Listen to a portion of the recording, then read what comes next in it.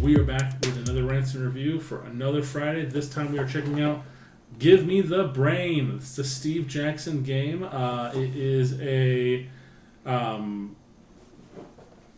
pretty much a card-playing game. There are a lot of zombie artwork and themes to it, so if you are a little bit wigged out by zombies, I highly recommend you tune out. But let's open it up and see what comes inside.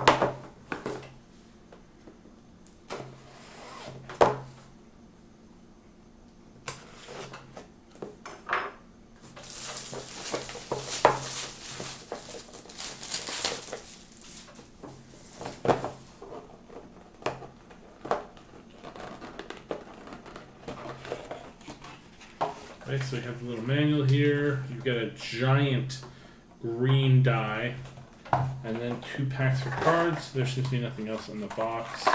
As always, Steve Jackson Box Art does advertise for their other games. Very kind of fitting on this one. You got Munchkin Zombies, Lord of the Flies, Zombie Dice, and Cthulhu Dice. So very appropriate for the style here. Let's open these up, and then we'll go into how the game works in a second.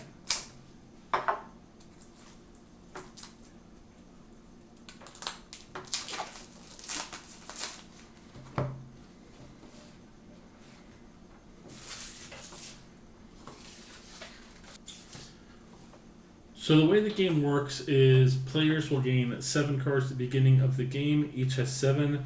The brain is represented by this die. This die stays in the center of the table. On your turn, you will have to make a choice to either play a job or loaf. Loafing will get you an additional card either by just drawing a card or discarding your entire hand and drawing 1 more card than you had in your hand at the time of discarding. The name of the game is trying to discard all of your cards, get them out of your hands, and then move on in the game. That's the only way to win. Some cards require you to have the brain to be able to play them. Some jobs require hands. These are all factors of the game. On your turn, if you decide to play jobs, you can play up to 2 hands worth of jobs. So if the job requires 1 hand, like this one here, then you require only 1 hand to play. And so on and so forth until you basically have completed that. If you don't have the brain, you'll have to wait to be able to use that job until you have the brain specifically. Then on the turn, if you see on here, it has a brain icon on it with a skill roll.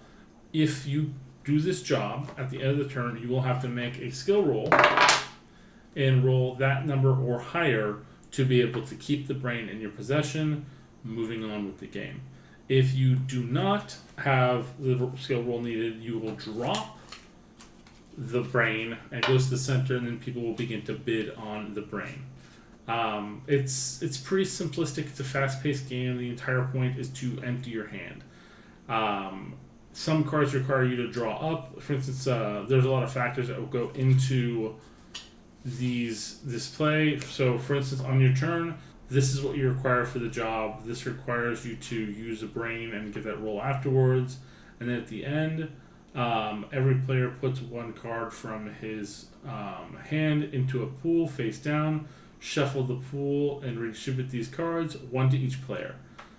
So you have those kind of effects that are going to do that. They also have objects, which are really kind of interesting.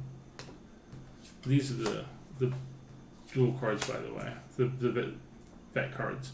So you can see here they get the 5, you get the 6.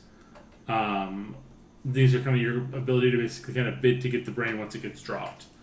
Item cards specifically have objects here, so once you play them, you get to put them down in front of you, and then you have that kind of effect. Keep the card in front of you. You can't win if you have the mop. If you take a loafing turn, pass the mop to the player on your right. So you're kind of going to be throwing things around left and right. You're going to want to have this effect to clear out cards from in front of you. So again, it's about bidding to grab the brain when it gets dropped. It's about getting rid of items from your hand. Dropping the brain will disrupt the game. Once the brain has been dropped, play stops, people bid, the person picks the brain. It's now that person's turn once they have the brain from winning the bid, and then it continues clockwise until the brain is dropped again, and then that will basically cause the game to reset from that being the player and then clockwise from that player. Very interesting, very fast paced, very zombie-esque. So if you are a fan of zombies, I highly recommend checking out this game. If you like kind of card removal kind of games, you're trying to empty your hand out, this is a little bit fun to that. It's hard to say, like, let me compare this to this.